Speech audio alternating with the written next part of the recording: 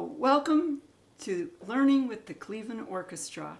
My name is Rose Breckenridge, and I'm lecturer for the Cleveland Orchestra Music Study Groups. And today we're going to be looking at a wonderful work by Johannes Brahms, his Quartet in G minor, orchestrated by another composer from a later time, Arnold Schoenberg. But before we delve into the music, let's talk a little bit more about the lives and style of these two composers and how this work came to be.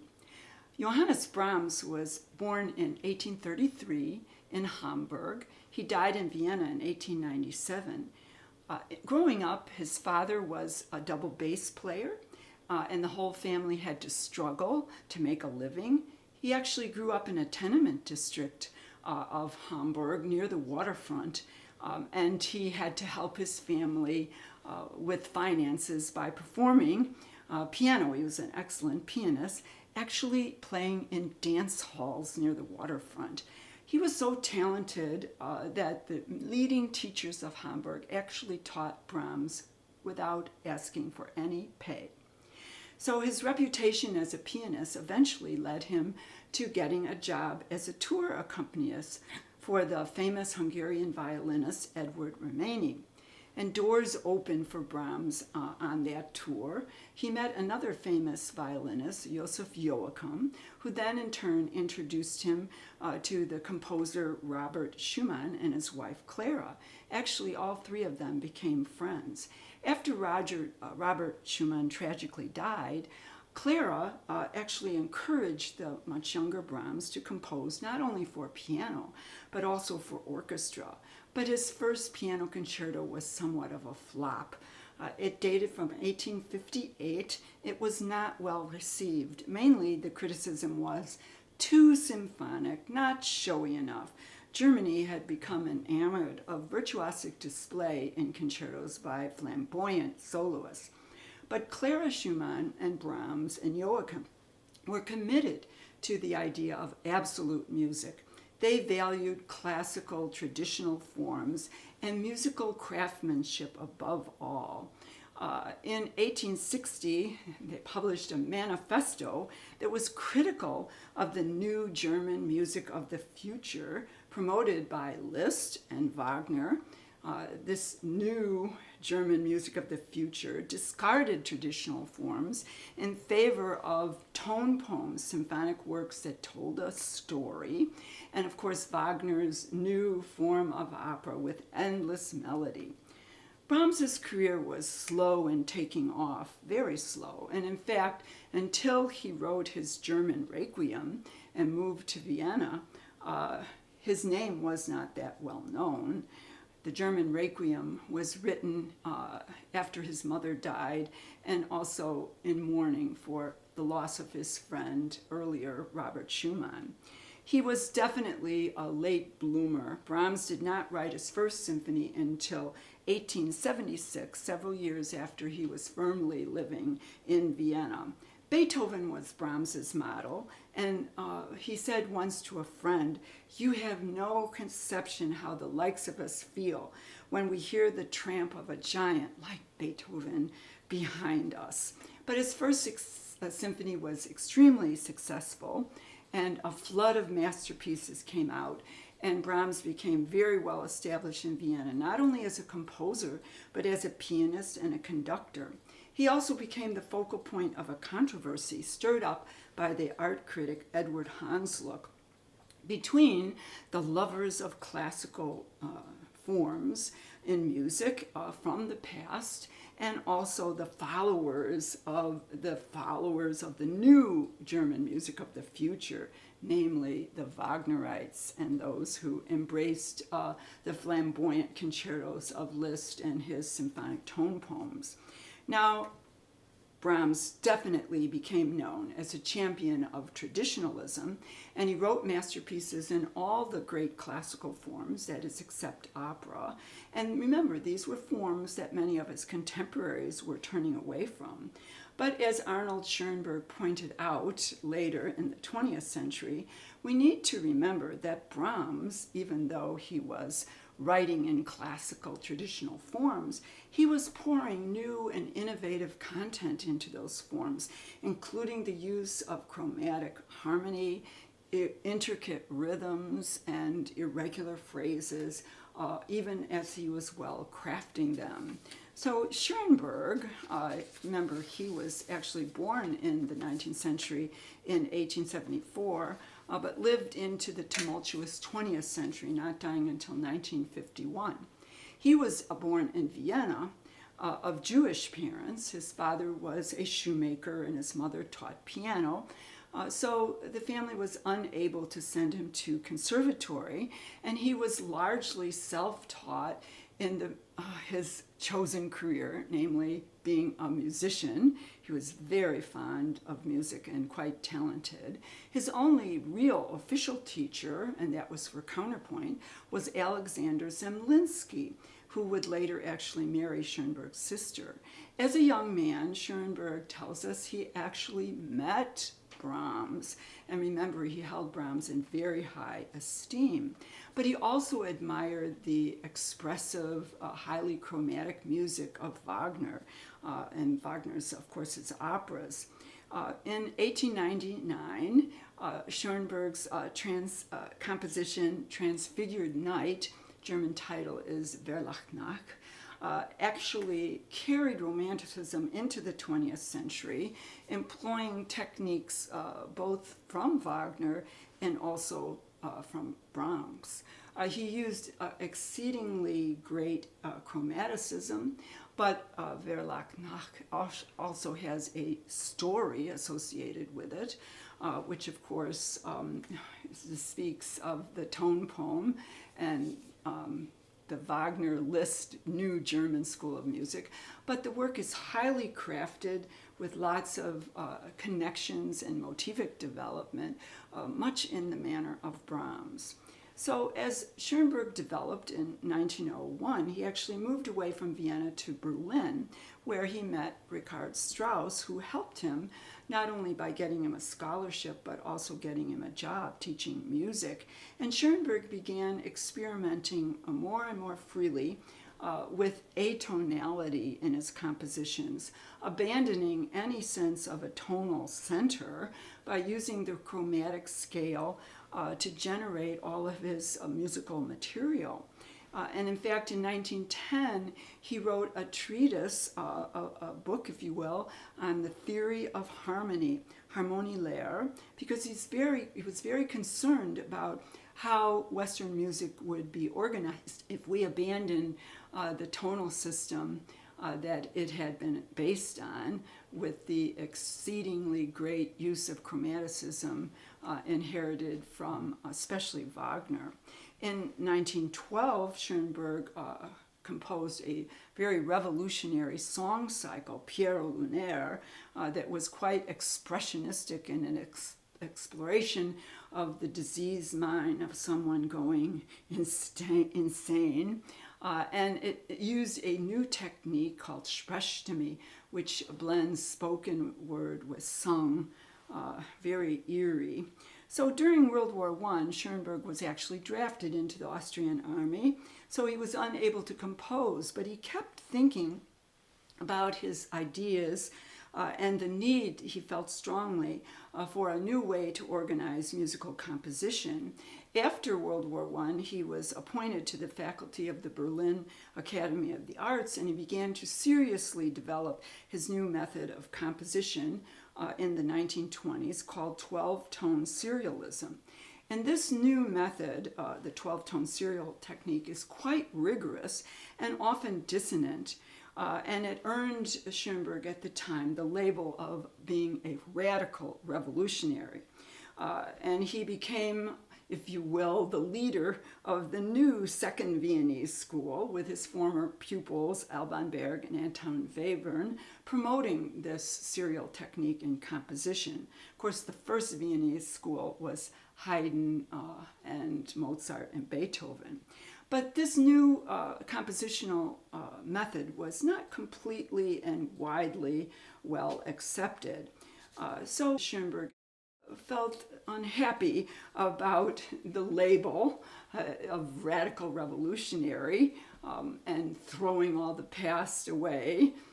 And so he gave a radio talk in Frankfurt in 1933 examining the music of Brahms, and he titled that talk Brahms the Progressive. He argued that even as Brahms was misunderstood in the late 19th century as being only a traditionalist, in fact, he was also an innovator, a progressive, if you will, by using chromatic harmony and intricate rhythms and irregular phrases. And so, in a sense, he could then argue that he, Schoenberg, was mislabeled and misunderstood as only a revolutionary who threw out the past and embraced only the new, because in fact he, Schoenberg, was also trying to use the traditional approaches of classical form and structure and motivic development that Brahms employed in his music. Now, of course, that same year, Hitler rose to power in Germany, and Schoenberg was stripped of his job at Berlin, and he had to flee Europe for good that year because he, of course, was Jewish. And he ended up eventually in the United States, landing at last in California. And he went back to that talk, that radio talk that he gave in Frankfurt in 1933. And he revised it as an essay, and eventually it was published before he died in a collection of his essays. Because by this time, after World War II, many composers, including young composers, were embracing Schoenberg's new serial technique of composition. So here we have two composers, one labeled as a traditionalist, one labeled as a revolutionary, coming together, and if we accept Schoenberg's argument, they both were both. They were both traditionalists and revolutionaries. So let's see how that applies to this great, wonderful quartet in G minor. Brahms completed this quartet in G minor in 1861. He was only 28 years old. And of course, chamber music historically had been simpler, often meant for performance in home by amateurs. Of course, that all began to change with the quartets of Beethoven, the late quartets especially. And certainly this quartet in G minor is not meant for private performance. First of all, its length, it's 40 plus minutes, and its complexity, actually symphonic complexity. Its original scoring was only for piano, violin, viola, and cello. And if you will, it's kind of like a black and white version or film that's longing for orchestral color. And Schoenberg answered that call for symphonic color in 1937 when he actually arranged this great work for a symphonic scoring. He jokingly referred to his orchestral arrangement as Brahms's fifth, his fifth symphony, of course. But perhaps he should have said Brahms's naught or zero, because remember, the late bloomer Brahms really did not write a symphony until 15 years later after he composed this quartet. Remember, the first symphony was in 1876, and this was written in 1861. And so Schoenberg's scoring, of course, goes beyond what Brahms might have done and also what Brahms could have done. The orchestration grows freer as the work goes on, and Schoenberg, even at the beginning, uses instruments that weren't available to Brahms, namely the bass and the E-flat clarinet. In the final Gypsy Rondo movement, he actually throws in a tambourine, a glockenspiel, and a xylophone. So here in this composition, one master is meeting the other, and if you will, a new work is created. So let's look at that music more carefully. The first movement is an allegro movement in G minor. It's quite lengthy, 15 minutes long, and it has a complex first symphonic movement structure, including an exposition, a development, and a reprise. Theorists have criticized it and faulted it, if you will, for its numerous themes. But to quote the words of Michael Steinberg, "I find myself," he said, "swept away by those broad tunes." And so let's sample them. The opening theme, that Brahms wrote, Schoenberg scores it first for the clarinets. It's rather somber. It's going to pick up in volume in a moment after its first statement. And it definitely sets the tone of that G minor key from the beginning. So here is the opening theme.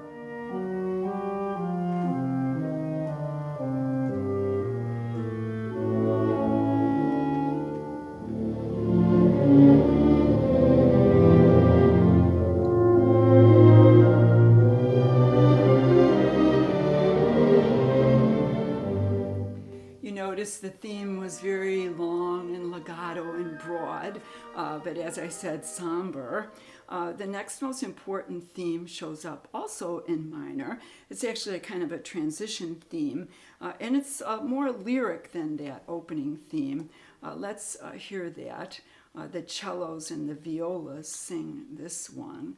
That is also long and broad and legato, but it has a more song-like quality.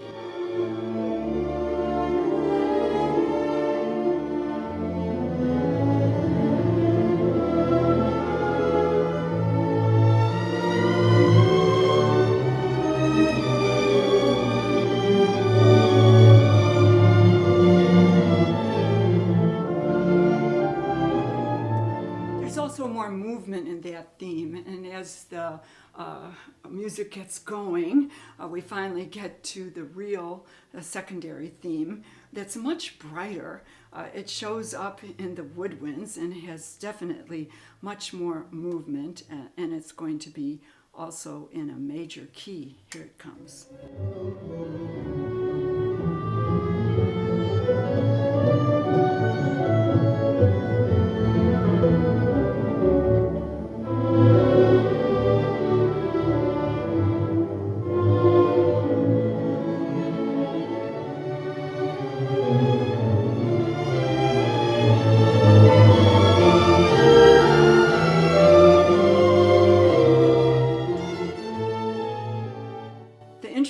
Thing when this Schoenberg's orchestration was premiered in San Francisco, the annotator wrote him a letter asking him for a few words that would help him explain the piece. And one of the things that Schoenberg said, "Well, I like this piece, and it's seldom played. And when I can orchestrate it, I can pull out all the musical ideas that sometimes are overpowered when the piano is played too loud in the original chamber version." So I think that's eminently true right here. The second movement is an intermezzo, and it's very light and feathery. It's the first time that Brahms used the term intermezzo, and he loved that term and frequently employed it rather than a scherzo. And it simply means a lyric middle movement. The opening section actually features woodwind instruments, and it begins with a oboe solo in C minor.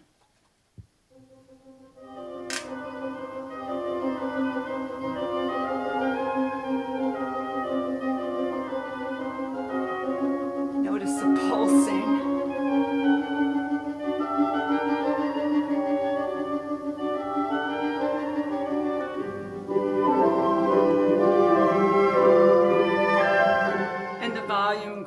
As more instruments are added. We're moving quickly to yet another theme that happens to be one of my favorites. It started out led by the clarinet, a solo clarinet, and it has some interesting shifting rhythms. So here is that second idea.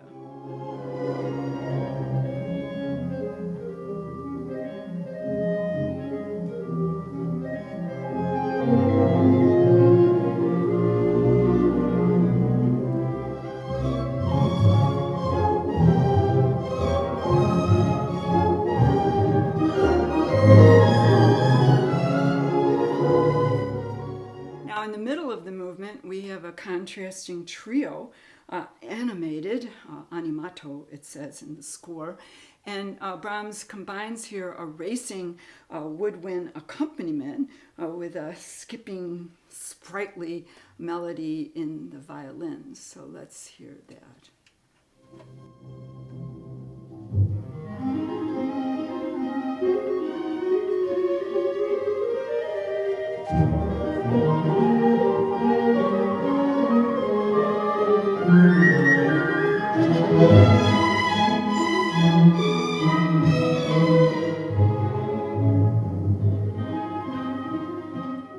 As we move on to the third movement, Andante con moto, this is our slow movement, and it starts out with this beautiful melody in the strings that's very serene. In fact, so serene, it's reminiscent of a hymn.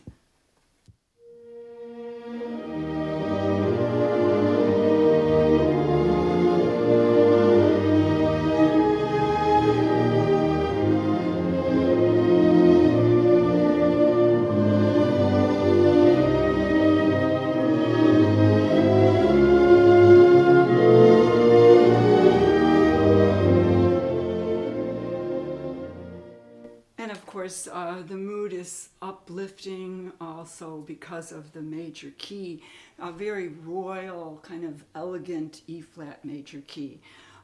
The middle of this movement totally changes the mood, all right?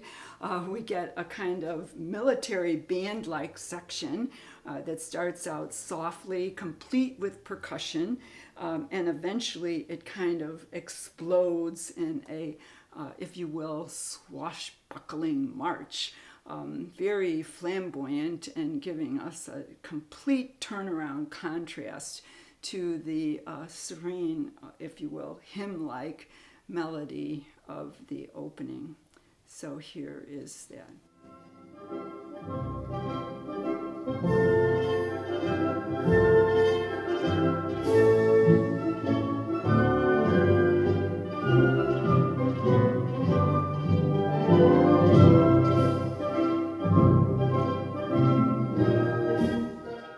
But as I said, in just a moment, it kind of explodes.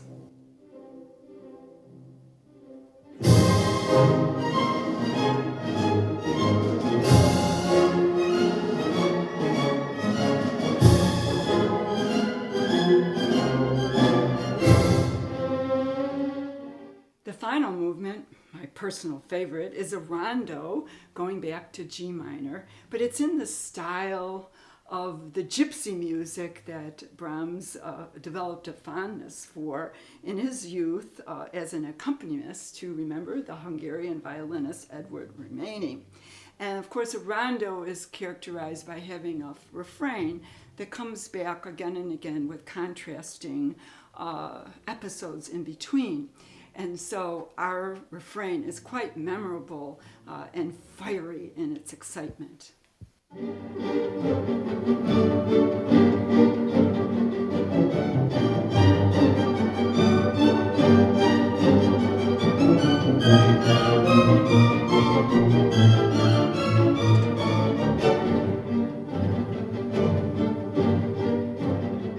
Now, in between the reprises and returns of that rondo refrain, we're going to have quite contrasting material.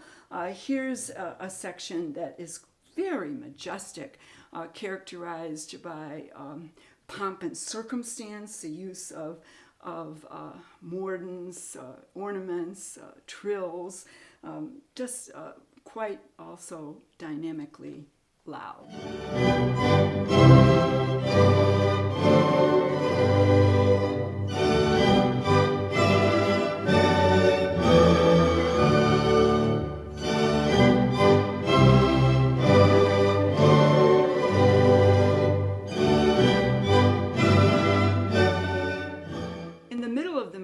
It gives us a E minor melody that's sung by the cellos that is just filled with longing. Remember, gypsies were actually homeless, and so a lot of their music does have that kind of longing.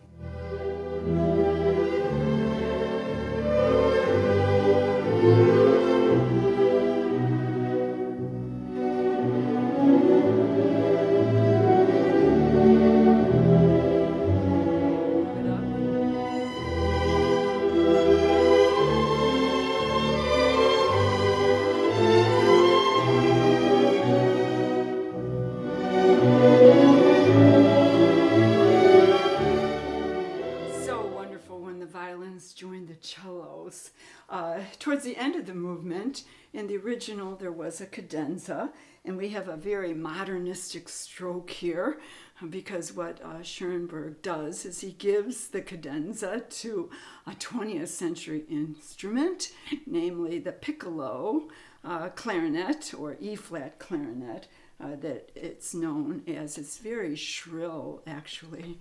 So here comes.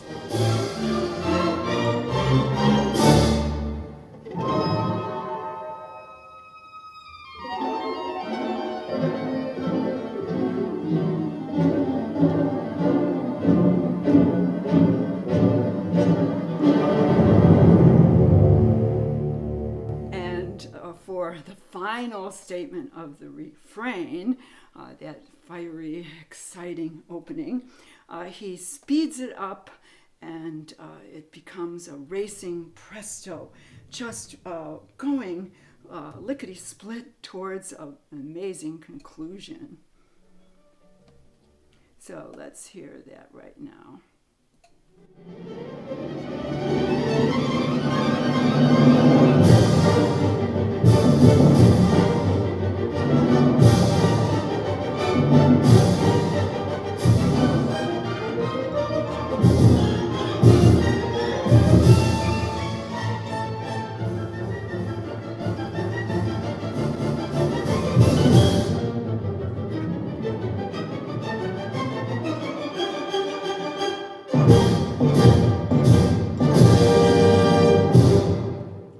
Hope you have a chance to listen to the whole work. Thank you very much. My name is Rose Breckenridge.